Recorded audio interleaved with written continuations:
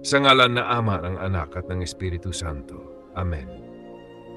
O Diyos na puspos ng awa at pagmamahal, lumalapit ako sa iyo ngayon na may pusong nagpapakumbaba at kaluluwang naghahangad ng kapatawaran.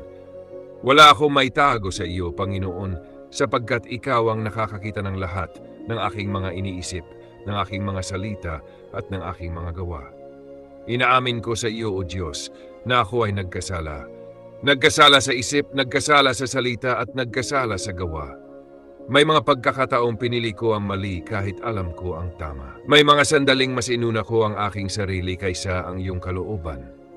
Panginoon, kung ako man ay nakasakit ng damdamin, kung ako'y naging dahilan ng luha, kung ako'y naging pabigat sa kapwa, humihingi ako ng taos-pusong tawad.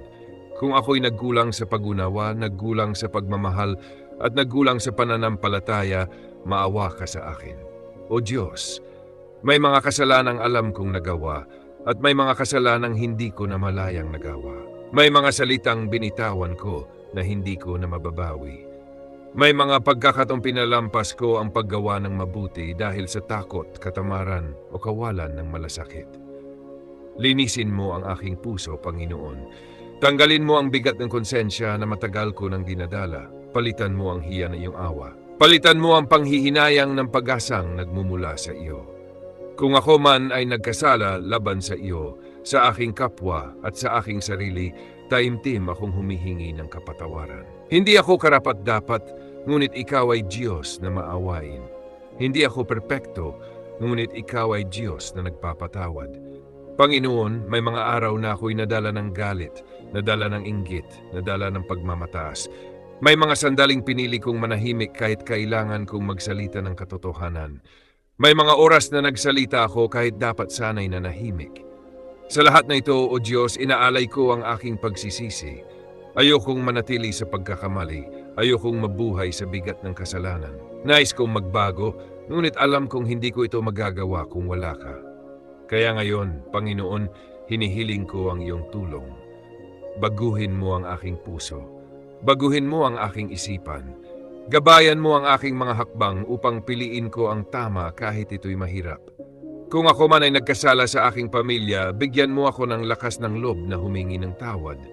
Kung ako man ay nagkasala sa aking kaibigan, turuan mo akong magpakumbaba. Kung ako man ay nagkasala sa aking kapwa, gabayan mo akong ayusin ang aking pagkakamali. O Diyos, turuan mo akong magmahal tulad ng iyong pagmamahal, hindi mapagbilang, hindi mapaghusga, kundi mapagpatawad. Tulungan mo akong matutong magpatawad din sa mga taong nakasakit sa akin, sapagkat alam kong ako man ay nangangailangan ng kapatawaran. Kapag bumabalik ang alaala ng aking pagkakamali, paalalahanan mo ako na ang iyong awa ay bago bawat umaga. Kapag sinusubok akong bumalik sa dating kasalanan, bigyan mo ako ng lakas na tumanggi at magpatuloy sa tama. Panginoon, inaalay ko sa iyo ang aking kahinaan. Inaamin ko na ako'y marupok. Inaamin ko na madalas akong nadadapa. Ngunit naniniwala ako na ikaw ang Diyos na bumabangon sa akin sa tuwing ako'y bumagsak. Salamat, O Diyos, dahil hindi mo ako tinatalikuran kahit paulit-ulit akong nagkakamali. Salamat dahil ang iyong pagmamahal ay hindi nakabase sa aking kabutihan, kundi sa iyong awa. Tinatanggap ko ngayon ang iyong kapatawaran.